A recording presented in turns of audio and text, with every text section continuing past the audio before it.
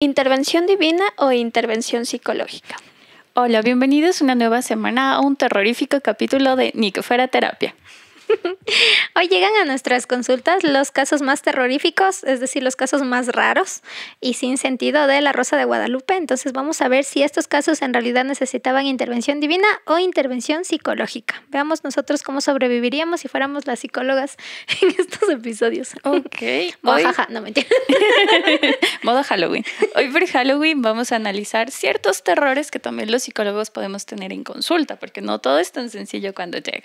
Y nos vamos a basar pues en nuestra serie favorita, La Rosa de Guadalupe. Ay, sí, a mí sí me encanta. O sea, me da risa, me gusta reírme de los episodios.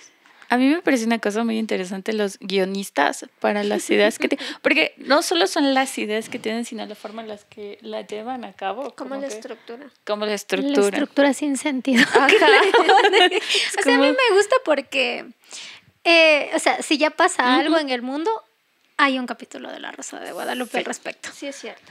Entonces, incluyendo lo de Nodal, lo de la Ángela, lo de Click, Pokémon Go. Lo de Pokémon. Todo. Lo del juego del calamar no he visto si han sacado algo. Ni idea, Pero seguramente debe haber algo. Pero ellos escriben los guiones más rápido que nosotras. Por eso les quedan feas. No, mentira. A ver, vamos a reaccionar a algunos capítulos, algunos de los más conocidos, de los más memes que se han visto. O fragmentitos de los que consideramos que sería muy terrorífico que estos personajes lleguen a nuestra consulta. A ver, vamos a ver el de... ¿Cómo se llama este? Mi padre pensaba que... Ok. A ver, ¿qué nos encontramos? Buenas noches, suegro. ¿Suegro? Sí, perdón que me parezca así, pero hice una playlist de canciones románticas en mi celular y vengo a darle serenata a mi novio. ¿Tu novio? Bueno, no estábamos enterados, pero voy a buscar a Raúl. No, Raúl no. Yo soy Tania y Andrés es mi novio. Ok. ¿Qué está pasando? Ya son las 12 y es tu cumpleaños. Muchas felicidades, mi amor. Tania, ¿te volviste loca? Ay, sí, es que ya me chocó que tu papá esté pensando tonterías. Y sépalo bien, de una vez le digo que él no es gay. Se lo digo yo, que soy su novia desde la secu.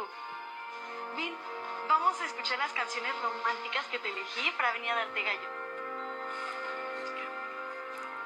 Esa cara, ¿no? Ok. Desde ahí la novia es un personaje interesante para darle terapia. O sea, los papás asumieron que era el hermano mayor, que era la novia del hermano mayor. Sí. Ajá. O sea, por el título entendemos que ellos asumen que uno de sus hijos es gay. Y al que le van a dar terapia, porque le van a dar serenata. ¿Por qué asumen que es gay? Y, o sea, aquí sobre todo que es un adolescente. Uh-huh. ¿Por qué están todos tan preocupados respecto a eso? Porque si lo ves, ni siquiera son solo los papás, sino que también es el hermano. Claro. Que todos se quedan viendo extraño. Sí. Y para que haya una intervención de la novia es que debe haber como mucha presión de los papás a eres gay, como gay, para que la novia sepa. Ajá, para que tenga que llegar a medianoche a decir vengo a darle una serenata, o sea, a su hijo que no es gay. Con mi playlist. Con un cartel. Con mi playlist. Y veamos la otra parte que también me daba risa.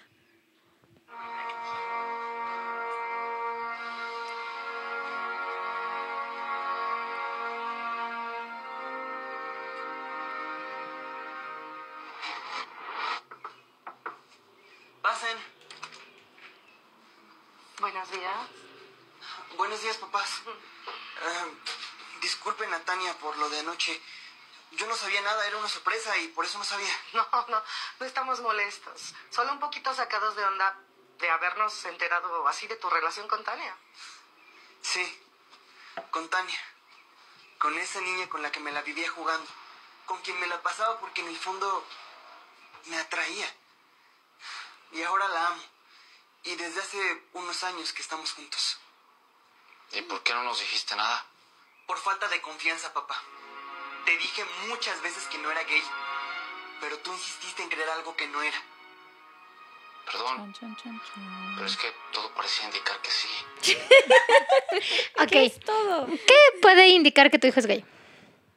O sea, Está haciendo modo de silencio. por lo que entendí, o sea, por lo que el chico le explica es que él pasaba mucho con Tania. Entonces, Con la claro, que jugaba. con la que jugaba y todo eso. Entonces, capaz de dijeron, estas actitudes, como que no. Pero, inclusive si es gay. Sí, yo creo que tiene que ver mucho con el tema de estereotipos, ¿no? Lo que debe hacer un hombre y lo que debe hacer una mujer. Y no sé si a ustedes les ha pasado, pero yo me acuerdo que cuando yo era pequeña, tenía unos compañeros que jugaban mucho con nosotras, ¿sí? Que pasaba más con las mujeres. Y claro, esto ya hacía que le cataloguen como que era un chico gay o que va a ser gay, ¿no? En realidad no pasó. Y tuvo novia más rápido que todos los demás. Y es mujer. Porque tenía más habilidades para relacionarse con las chicas. Exacto, pero yo creo que tiene que ver con esta idea o estas características. El chico se ve súper tranquilo, ¿no? Se ve súper tranquilo, como amable, como así, retraído. Entonces posiblemente eso le hizo creer a su papá que era gay. No hemos visto todo el capítulo para ver cuáles son estas señales. Nos falta un poco de contexto aquí.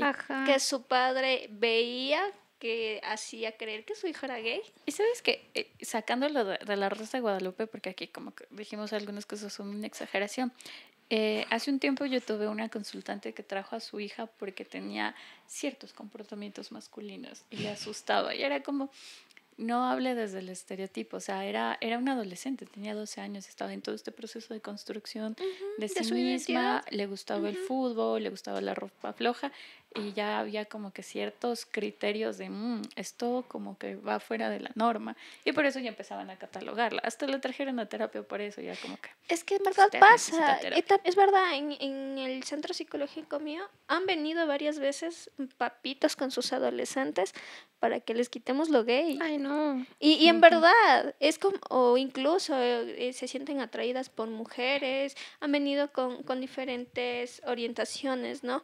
Entonces, es como que los papás vienen asustados, es que dice que es gay, es que dice que es lesbiana, es que dice que es bi, y es como, ok, y Ajá, ¿dónde está lo yo negativo? creo que está confundido, no sabe lo que quiere, quítele eso, y es como... Aquí otro es el confundido. Ya sé, Quítale. mira, mis psicólogos son buenos, pero ¿qué nos está pidiendo? Y yo creo que sí es algo de terror para un profesional escuchar que un padre venga con estas ideas de quítele esto, no está pasando, no puede ser, yo sé que se está recién descubriendo, entonces esto no tiene sentido, entonces para que le oriente y le oriente hacia donde tendría que ir, ¿no? La heterosexualidad. Entonces como que es bien de miedo, ¿no? Porque Terrorífico. también hemos tenido casos en los que afortunadamente el padre acepta estas características de su hijo y logramos que logre este entendimiento de que es normal, está descubriendo, está experimentando, con el tiempo va a definirse, pero eso no va a quitar que sea, o sea, que deje de ser o no su hijo y que le tenga que amar con lo que venga, ¿no? Entonces, pero también hemos tenido estos casos en los cuales dejan de venir. Porque no le estás dando lo que quiere. Y claro, es como que no voy a poder darle lo que quiere porque no le puedo quitar el gusto, lo que su hijo, su orientación busque es de él. Y si eso le va a hacer sentir bien, pues acéptelo y ámelo como es. Claro, es que el terror ahí de los padres, lo terrorífico es cómo manejas algo que no estás acostumbrado. Y la terapia no debería ser para el hijo, sino para ti, que no puedes tolerar como padre este malestar, pero no nos llegan por eso. Sí. Sino que más bien nos llegan por el hecho de que no, o sea, les asusta que sus hijos sean diferentes. Sí, yo en un momento, yo a veces salgo con preguntas random a mi familia. Estábamos comiendo en un conjunto y le quedo viendo a mi papá y le digo, ¿qué hubiese hecho si mi hermano salía gay? O le decía, papá, soy gay. Y mi papá queda viendo. Y le queda viendo a mi hermano. ¿Tienes algo que decirme? Y así, ¿no? Y la novia de mi hermano se cagaba de risa. Y mi papá, pues, ya nada. ¿Qué hacía? ¿Qué quieres que haga?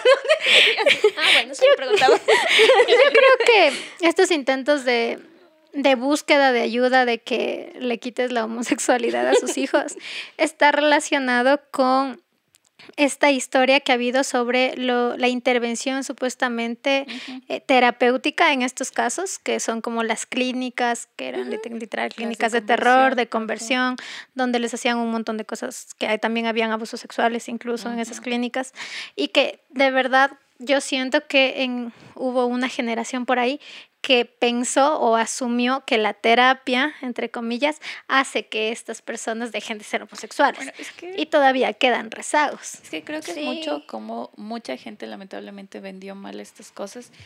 Hasta el día de hoy, eso que se supone ya se trata de evitar todo esto, aún hay clínicas de conversión, como súper escondidas, pero existen. Yo recuerdo alguna vez una amiga me comentó, durante la facultad hubo un caso en el Oriente de una chica que fue la mandó la mamá a una clínica de conversión y la terapia incluía abuso sexual, porque con eso se le iba a quitar el lesbianismo. Fue una experiencia súper fuerte para la chica y ella terminó desviviéndose. Entonces, claro, y no es hace mucho, o sea, cuando estaba en la universidad y no ha pasado mucho tiempo de eso. No, mentira. Y, De hecho, sí. bueno, sí, perdonen, estoy viejita. Mi terror es aceptar mi edad. No, mentira. Entonces son cosas que tú dices, no, pero eso debe ser como los 90, ¿no? O sea, es que hace unos 10 años siguen existiendo estas cosas porque aún hay gente que vende la terapia con esta finalidad. Claro, Entonces, y también hay que tener en cuenta que vivimos en un país tercermundista, eso significa que hay lugares en este país que todavía viven en los 90. Entonces, no ha cambiado muchas cosas. Y yo creo que igual, por ejemplo, mi papi, en todo lo comprensivo que es, una vez mi ñaña le hizo la misma pregunta que tú de la manera más random posible, y le dijo como, papi, ¿qué hubiera hecho si yo le decía que era lesbiana? Y mi papi se quedó así. Dijo, no sé. Y mi ñaña empezó a decirle, o sea que no me hubiera aceptado. Y mi papi, no, espérate, es que me estás diciendo algo de golpe, estoy procesando. Sí, así te habías aceptado, pero espérate. Yo he tenido conversaciones con personas jóvenes. No voy a decir quién para no fundarlo. No, pero tú sabes quién eres, no mentira. Y él tiene la firme creencia de que la homosexualidad se da por abuso sexual. ay, sí, aún lo creen bastante. Ajá, entonces yo creo que hay ocasiones en las que en efecto sí hay un historial de abuso sexual. Se puede pero- considerar que puede ser un factor que no está determinado Ajá. como una Influir. consecuencia de... Ajá, Ajá. puede influir, porque claro, sí hay, sobre todo, como decían, no, yo creo que tanto en hombres o mujeres sí puede influenciar, pero no es como que es determinante que todas las personas que fueron homosexuales fueron víctimas de abuso. Entonces yo le decía, si fuera así, entonces diríamos que nosotros somos heterosexuales porque un hombre abusó de mí o una mujer abusó de ti y por eso eres heterosexual. Entonces que no tiene sentido, o sea, simplemente pues son gustos. Y yo creo que todavía hay personas que lastimosamente lo ven como una enfermedad, o sea, como una desviación. Ay, sí. Y por eso está este capítulo de la Rosa de Guadalupe. A ver, Y continúe. sí, nos da miedo cuando llegan estos casos. Ujú. Estos padres se asustan. O sea, yo por eso no trato con adolescentes, por ejemplo. Porque este tipo de cosas son las que a mí me asustan mucho, porque empatizo mucho con los adolescentes y con los niños pequeños, por eso no trabajo tanto con ellos. Porque, no sé, como que sí me pondría a pensar mucho en cómo es la vida de este muchacho, por ejemplo, donde estés tan atacado todo el tiempo con el tema de tu sexualidad, con tu papá, con tu mamá, con tu hermano y todo lo demás, que incluso, mira, porque el ser retraído se puede ver igual como una muestra de homosexualidad o algo así, pero también puede ser una consecuencia del trato que le están dando los Claro. papás. La respuesta a la crianza. Ajá, como una respuesta a la crianza. Entonces, sí me pondría en el plan de cómo hacemos que su papá deje de pensar estas cosas porque le hace daño. Sí, ¿sabes qué? A mí me gusta mucho trabajar con adolescentes, con niños, no tanto, no es mi especialidad, más con adolescentes. Y algo que me motivó mucho a esto es otra serie de Grey's Anatomy. Hay una doctora, no me acuerdo ahorita el nombre, que es la pediatra, y en un capítulo te dice, te explica que los niños y los adolescentes no tienen quien les crea. Tú eres ese enganche o tú eres ese puentecito a que ellos tengan una voz. Porque los adultos, mira, aquí vienen y a los adultos les creen y todo, pero a un adolescente a veces en su propia casa no les creen. Entonces tú como profesional juegas ese rol de, hey, su hijo me está diciendo esto, su hijo está pasando esto, como que le das un poco más de voz a eso. Y me gustó mucho esa frase, o sea, de que a veces tú eres la única persona que les cree. Y eso es algo que les explico mucho a los padres aquí en terapia, sobre todo de adolescentes, que a veces lo único que los hijos necesitan es que tú les creas. Y eso cambia mucho la dinámica con ellos. Pues ahí pudimos ver que él habla de la falta de confianza y de no creerle que no era gay. Sí, dice que no es gay. Créele, ¿qué pasa? Chécale, ponle play. A ver. Son los prejuicios que se avivan por la ignorancia, la falta de información. Por eso insisto en que vayas a hablar con la psicóloga. Te servirá mucho más ahora que tú mismo te diste cuenta de tu error. Tienes razón. Pero lo primero es pedirte una disculpa, hijo. No es así de sencillo. Ahora que sabes que no soy gay, sí soy tu hijo, ¿no? Sí, Chan, chan, chan, yo sé que no es así de sencillo. Y por eso voy a tomar terapia. Aplaudamos esa decisión.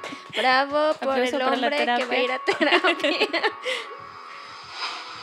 Toda la vida estuve convencido de que Andrés era gay. Y me cerré por todas esas cosas que veía en él y que no me hacían sentido, que me llevaron a rechazarlo. El problema real no fue si su hijo era gay o no, sino que sus prejuicios y su mala información le impidieron acercarse a él. Porque allá en confianza, él hubiera aclarado el error, si así hubiera sido el caso. Escuchen a Buscando una sus hijos. explicación para que fuera así. Increíbles. Porque un amigo del edificio me clavó la espinita. Escuche bien, señor. La orientación sexual son solo formas de amor. ¿Pero qué puedo hacer? Participar más en la vida de sus hijos, acérquese a ellos.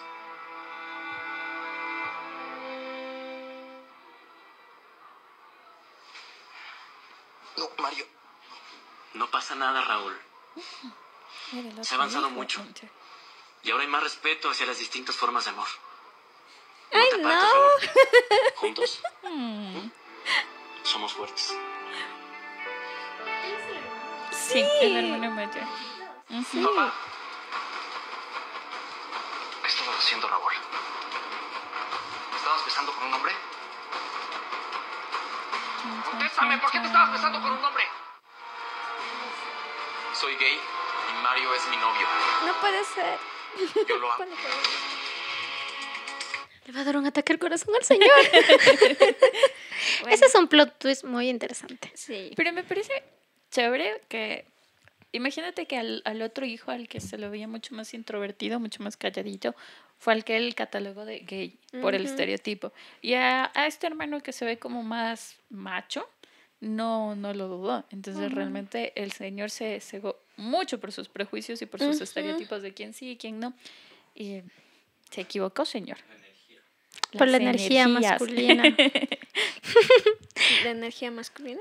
Por la energía masculina de su hijo Les y la invitamos energía a todos, femenina del incluida otro. Pati, a que vean nuestro propio capítulo. Es muy divertido. Sí, es cierto. No. Oye, a mí me llamó la atención también, sacando lo de las malas actuaciones, que sabemos que es parte de La Rosa de Guadalupe, es su esencia, pero lo que le dice el noviecito, ¿no? De que ahora es más respetable las nuevas formas de amar, que sí suena chistoso como lo dice, pero sí es cierto a pesar de todo. O sea, yo creo que por ahí podríamos rescatar nuestra generación, el presente en el que estamos viviendo, porque, claro, como yo ya trabajo con gente adulta, y creo que también porque normalmente mis publicaciones y todo van orientado también a la comunidad. Entonces sí tengo varias pacientes que son parte de la comunidad, que de hecho me han buscado justamente porque está ahí como el sello de que somos LGBTI friendly. Y ellas y ellos, la mayoría, no todos, pero en su mayoría, sí tuvieron como una salida del closet, por así decirlo, bastante amigable. Por sus papás. Pero más que sus papás, es por su entorno, por sus compañeros, por sus amigos. Ajá, porque, bueno, no sé si a ustedes les ha pasado, a mí sí me pasa, pero como yo soy a veces media rara, mis amigos que me han contado que son homosexuales o bi o lo que sea, para mí es como una conversación normal. O sea, no me llama la atención, no es algo fuerte. Es como, ya, o sea, bueno, o sea, es que se me hace como si yo fuera a contarle a alguien y decirle, sabes que soy heterosexual. Y La Rosa de Guadalupe, tú. El airecito.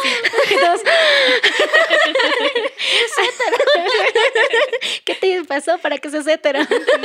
Entonces, yo creo que las nuevas generaciones, sobre todo entre pares, te ayudan mucho. Y también la comunicación y o sea, hay cosas que tal vez la era digital sí te ayuda mucho a sentirte acompañado, al ver que hay muchas personas así, etcétera, etcétera. Entonces, yo creo que lo que dijo el chico, por ahí, sí puede ser cierto. Sí, sí se nota mucho la apertura. O sea, sí, es que sí, al final es una conversación normal, es tu orientación sexual. Ahora ya es como preguntarlo se siente menos raro de lo que tal vez antes, sino es, ok, tu orientación sexual, homosexual, heterosexual, no pasa nada. Pero sí hay todavía algunos casos. Es que, bueno, también hay complejos. que tomar en cuenta que este tipo de programas, al ser mexicanos y hablar de una población mexicana, incluso ellos mismos mencionan el tema del machismo dentro de su propio contexto. Entonces, sí se rechaza mucho, ¿sí? El tema de la orientación sexual diferente a la heterosexual, porque no está dentro de esa norma, ¿no? Entonces, en nuestro contexto, ¿sí? También tenemos esta situación de este machismo bastante presente y por ende también vamos a ver momentos donde va a haber este rechazo. Quizás en el contexto en el que nosotros nos desenvolvemos ya no vemos eso, pero nosotros trabajamos un tiempo con población vulnerable y escuchábamos este tipo de cosas que tú dices, Dios mío, es como retroceder 50 Estar en los años. 90s. A eso me refería. Es como retroceder y tú dices, ¿cómo todavía puede haber personas que piensen de esta manera? Pero es parte de nuestro contexto, es parte de quienes nosotros somos. Bueno, no somos, ¿no? De nuestro ambiente, de nuestro país, Latino. de nuestro país latino, ¿no? Entonces, justamente eso hace que todas estas cosas sigan pasando, ¿sí? Entonces, quizás nosotros, ¿no? Es como que una conversación X donde luego vas a preguntarle, ay, ¿qué quieres comer? Ya me da hambre, ¿no? Sí. ¿No? Va a ser como contarle el día y cualquier cosa y no nos vamos a alarmar, no nos vamos a estresar, no vamos a hacer ningún comentario X sobre esa situación. Va a ser como, ah, chévere, qué bueno, estás bien, estás feliz, bien. Entonces, continuemos. Sí. No va a ser algo que llame la atención, ¿no? Sí, pero también yo creo que también ya viene como este miedo de las personas que tienen una orientación sexual distinta, porque, por ejemplo, una persona cercana a mí, claro, yo ya lo sabía y creo que en realidad todos lo sabíamos, porque era como, digamos, yo llego y te digo, ¿sabes qué me gusta este chico? Y pues él venía y te contaba con normalidad y ya, o sea, sin decirte, ¿sabes qué? Soy gay. Pero él sí necesitaba tener esa conversación. O sea, él sentía que necesitaba tener una conversación formal con sus amigos cercanos en donde les diga, ¿saben qué? Yo, la. Y toda la explicación que él quería dar con su discurso. Entonces yo siempre le decía, yo siento que no es necesario porque siento que ya todos lo sabemos. Claro, Pero claro. si tú lo necesitas, pues hazlo como tú quieras. Por Sí, supuesto. es que ahí entra este término del ego sintónico y el ego distónico. Hay muchas personas que tienen entendida su homosexualidad, pero de una forma con culpa. Y claro, tal vez el resto lo sabe, pero ellos no saben cómo aceptarlo. Entonces te lo hablan, pero como que no te lo quieren aceptar. A mí me ha pasado, tal vez que en algunas primeras sesiones como que les cuesta todavía hablar de esto por el miedo a cómo se juzga, cómo los juzgan y sobre todo el miedo a ellos mismos sentir estamos haciendo algo malo. Entonces, a pesar de tener aceptada tu homosexualidad, no todos la disfrutan. Algunos la hacen con culpa y por eso necesitan estas conversaciones, no tanto para el otro, sino para sí mismos de poder aceptar, o sea, vivir su orientación sin una culpa, sin un malestar, porque Con más libertad. con más libertad y más aceptación en ellos Con más mismos. normalidad, sobre todo, porque siento que tal vez sí, o ya sea en programas o en comentarios en la familia, pero en algún momento, claro, algo les hizo pensar que podían ser rechazados. Por eso incluso en terapia cuando a mí me dicen, sí me ha pasado que me dicen, es, como yo digo, es un lugar LGBT friendly, ¿verdad? Y yo, sí, no pasa nada. Decía, ya, es que mi pareja es una chica, o mi pareja es un hombre. Entonces yo, bueno, ya. Y sí, pero o sea, incluso en la terapia es como que se toman el tiempo para medirte, para ver si de verdad no le vas a juzgar. Sí, Sí, y en verdad desde el primer creo que contacto. sí se toman ese tiempo, porque a mí también me ha pasado así como, mi pareja, ok, tú no andas preguntando como... ¿Es hombre o es mujer? Ajá, o sea, en realidad Pareja. eso no influye, ¿no? En ese sentido. Entonces, al momento que están como comentándote y ¡pac! Te arrojan el nombre, así como, y te quedan viendo, es ese momento de, ¿Cómo vas a reaccionar? Ajá. Entonces, como que así, ya. ¿Y qué más? Cuéntame. Y se calman mucho. Ajá. Sí, genera una tranquilidad en ellos muy bonita, que es como que es un espacio seguro. Y creo que al final así funciona, que sea un espacio seguro. Es que lamentablemente algunos vienen cargados con historias bastante complejas. Con los pacientes de la comunidad que yo he trabajado, casi todos han sentido rechazo. Inclusive uno sintió amenazas desde los 15 años por parte de la familia de la pareja. Entonces, sí buscan un espacio en el que, ok, por aquí puedo bajar toda mi ansiedad, mis alertas y simplemente ser yo. Pero sí, es que a pesar de que hay espacios en los que todo esto es muy abierto, sobre todo espacios más cercanos a la comunidad, también hay espacios que son todavía súper cerrados, súper groseros. Entonces, es difícil, creo que para una persona homosexual poderse sentir 100% cómoda todavía. Sí. A ver. Veamos, ¿qué va a pasar? Ay, yo digo que le está dando un infarto. Mira, se está tocando el corazón. ¿En qué momento le llegará el aire? Lo descubriremos.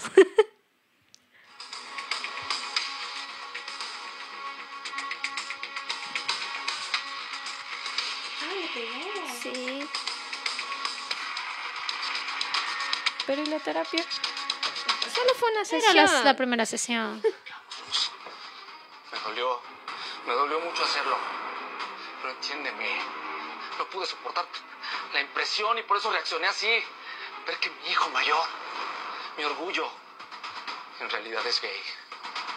Y se estaba besando con otro hombre. Tienes que calmarte, Sergio. No me pidas que me calme. No, el manejo de ira.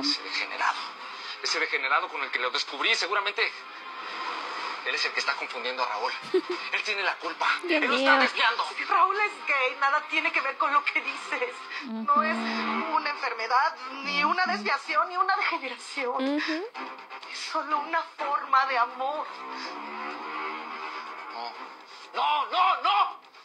No lo puedo creer.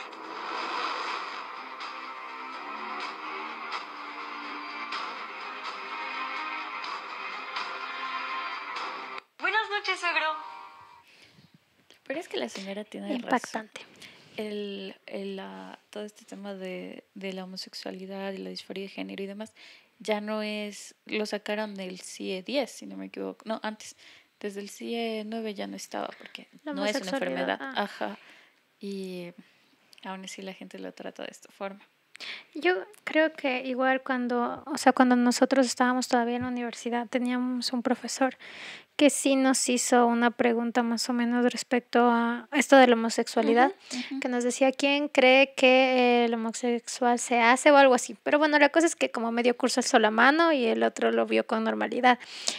O sea, imagínate que son hace como 7, 8 años en personas que estaban estudiando en universidad y que estaban estudiando psicología.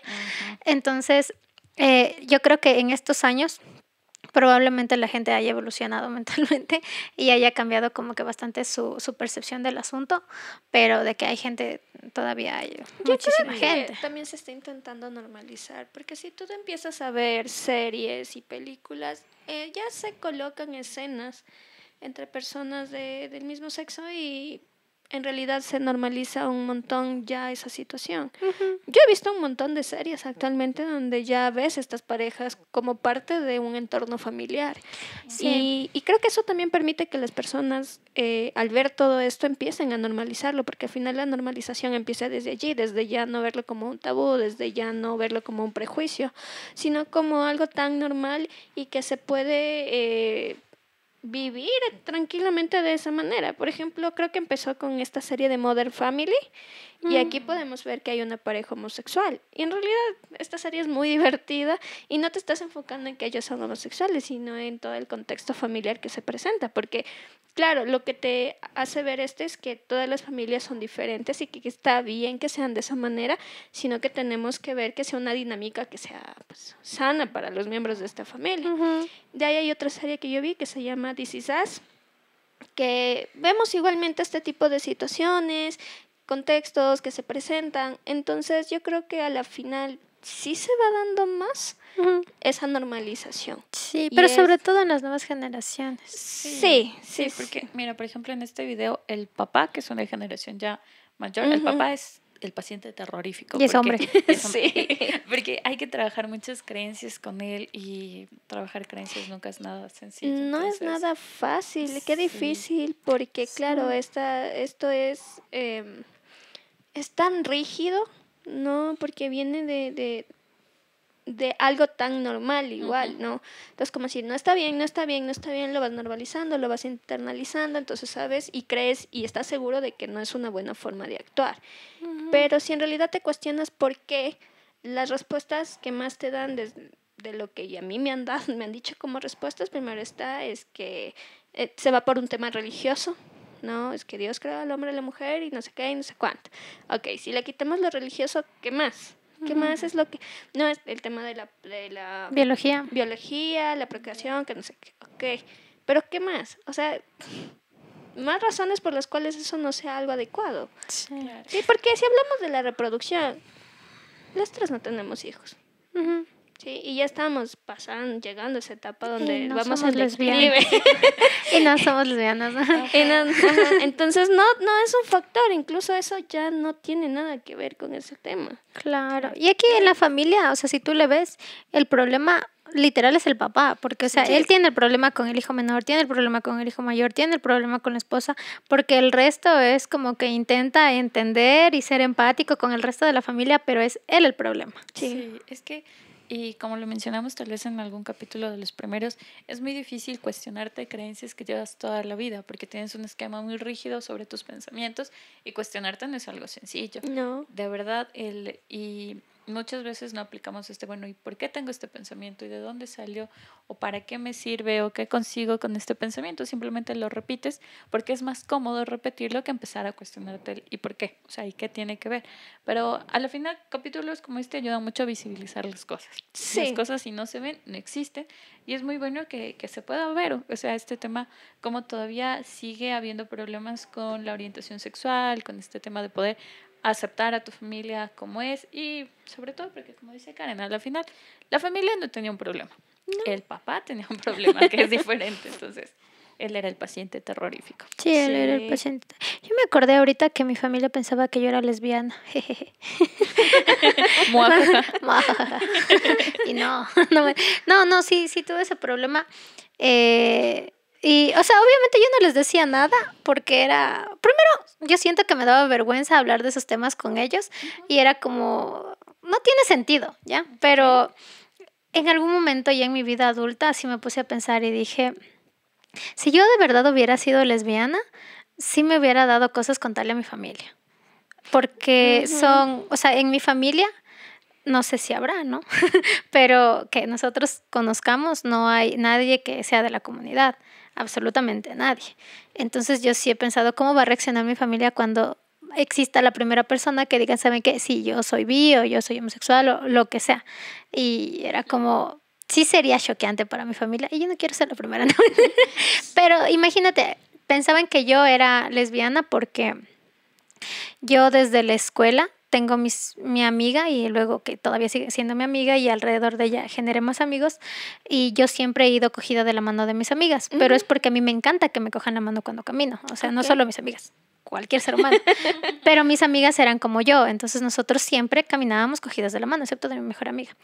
Y claro, o sea, mis papás me veían y supongo que de pequeña es como que es una niña que se va cogida de la mano de sus amigas, pero conforme vas creciendo se hace un poco extraño. Entonces yo hasta ahora les sé coger la mano a mis amigas y me pasó un día que en un centro comercial estaba con mi amiga cogida de la mano y nos quedaron viendo. Y yo nunca me había percatado de eso y le dije, creo que ya nos vemos muy grandes y en esta etapa ya si te ven cogido de la mano, ya lo interpretan todavía más fuerte como que si fuéramos lesbianas. Entonces es como, sí, salirte del patrón y ni siquiera que sea una salida como que súper grande, sino simplemente como cogerte la mano con tu amiga, ya se puede interpretar desde un estereotipo de, entonces algo pasa ahí. Sí, a mis mejores amigas les pasó en el colegio. Bueno, en nuestra época tú te ponías casado con familia de Facebook. Sí, todos éramos hermanos. Mis mejores amigas se pusieron casadas entre ellas. Creo que siguen casadas. Alguna vez recién hablábamos de ese tema. Se pusieron como que las dos estaban casadas. Entonces sí hubo por ahí una reacción de algún familiar de una de ellas como que ¿qué está pasando aquí? O sea, ¿por qué ponen eso? Porque Y están claro, casados. ajá, y claro, para nosotras todo esto era un juego porque todos éramos hermanos de todos, hijos de todos. era y un demás. Cuñados, juego. primos. Ajá. Sí, pero fíjate, y era algo que para nosotros era chistoso, o sea, no, ninguna tenía una orientación sexual diferente, no, para nada, pero este chiste que para nosotros era un chiste, ellos lo vieron como que no, qué horror, era como que es una broma, o sea, cálmense, pero claro, o sea, si de verdad esto hubiera sido de verdad, si mis amigas hubieran sido pareja, o sea, ¿cómo hubiera sido la reacción de su familia, de la red de apoyo? No hubiera sido muy de apoyo. Sí, y esto me lleva a desbloquear un recuerdo. A mí también en algún momento me vieron de esa manera. Porque una temporada salía mucho con mi amiga ¿La que Chini? está en Brasil. Ajá. Saludos, Salíamos mucho y me quedaba a dormir en su casa y ella venía a la mía y hacíamos una temporada nos dio por estar mucho juntas haciendo un montón de cosas.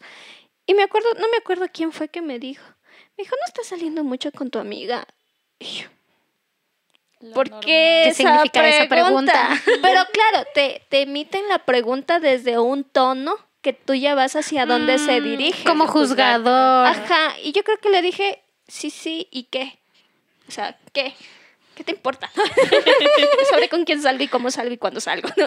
Y el tiempo que salgo. Entonces sí fue como que, ¿qué tiene de malo? Nos llevamos muy bien, somos muy buenas amigas y simplemente nos cogió un momento de querer estar juntas mucho tiempo haciendo muchas cosas porque las dos andábamos solteras y divirtiéndonos. Pero ya, claro, la gente es, ¿por qué están tanto tiempo juntas? Y es como, Yo siento que era esa desesperación de las generaciones anteriores de verte ya con novio, porque estaban acostumbradas de que desde chiquita, por ejemplo, mis primas mayores, ellas tuvieron su primer novio como entre los 12 y los 14 años, el novio con el que se casaron y tuvieron hijos. ay, Entonces es como... O sea, para empezar, toda la familia me traumó con que no haga eso. sí. Y ahorita que yo tengo mi tiempo, porque claro, yo era muy inocente en el colegio, o sea, yo no salía con chicos ni nada. No es que no me gustaban, sino que estaba haciendo otras cosas, eran cosas de guagua. Yo tenía la mente como que todavía más chiquita de lo que ahora tienen las nuevas generaciones. Y mi familia y mi abuelita también era como, ¿no tienes novio? Yo no tengo novio. Era como, pero píntate. Eso también era, porque mi abuelita era la mujer más vanidosa de este mundo. Entonces mi abuelita, tengo ese recuerdo que siempre les cuento, que mi abuelita, por ejemplo, una vez me trajo un top, pero era un top como de este vuelo, una telita, y me dijo, mija, es que esto se están poniendo las chicas de ahora. Y yo, yo no voy a poner eso. Y mi abuelita era como que, pero píntate los labios, pero toma esto, pero ponte esta cremita, pero la. Obviamente mi abuelita nunca me hizo un comentario así, pero sí, yo siento que sí estaba como por ahí rondando esa idea de por qué no tiene novio, ya tiene 12, 13, 14 años y se les hacía raro. Oye, y lo ven súper... Y lo normalizan, ¿no? Y ven muchas cosas raras. Yo no tuve esos comentarios, pero porque yo tenía un mejor amigo hombre desde súper chiquita, desde los 12 a 13. Y de verdad, nosotros éramos mejores amigos. O sea, Querían que te cases con él. mi familia pensó que yo tuve, creo, la relación más larga de mi vida de haber sido con él, como 5 años juntos. Y era mi mejor amigo, o sea, sí hablábamos, me llamaba todos los días, yo le contaba muchas cosas, porque teníamos esa confianza, pero en la mente de muchas personas no se concebía el son amigos, sino sí o sí tiene que estar pasando algo. Es como que no, o sea, era mi mejor amigo, yo lo veía como un hermano, nos conocíamos muchísimo. Claro, tal vez yo no tuve esos comentarios de, es que algo ha de estar pasando con las amiguitas, porque tenía un amigo con el que pasaba más tiempo, pero aún así es como que no le pongan tanta presión a los adolescentes, o sea, realmente no estamos pensando tanto en pareja, sino en hacer otras cosas y todo el mundo le pone mucha presión como, si está saliendo con su amiga, ya, lesbiana, si está saliendo con el amigo, podemos tranquilizarnos bien. Porque rápido. son novios. Sí, yo creo que incluso ese tipo de situaciones hace que los adolescentes se enfoquen mucho en el tema de las relaciones de pareja. Sí. Yo me acuerdo que cuando yo estaba en el colegio, mis compañeras, mis amigas de ese momento, hablaban tanto de parejas, pero cada recreo era hablar de parejas, es que salí con él, es que me pasó esto, es que no sé qué. O sea, yo digo, bueno, para un rato es divertido, ¿no? Como parte del chisme, pero cuando ya se vuelve una constante yo me aburría, porque en realidad ya a mí también no me era interesante. Yo decía, ¿para qué quiero una pareja? O sea, yo les veía conflictuadas, yo les veía estresadas, yo les veía, es que esto me hizo. Yo andaba bien de la vida. Yo a mis 15, 16 años yo no estaba pensando en querer tener una pareja. Porque me sentía bien, mi familia me trataba bien, tenían confianza, estaba en un ambiente muy seguro, muy tranquilo, muy amoroso, como para ir a buscar una pareja, como por qué haría eso, no lo veía, pero claro, también te entra esa presión de tus amigos cuando ellos están tan miscuidos y tan presionados como a querer tener parejas y a ti te obligan como que, ¿y ahora de dónde me saco uno?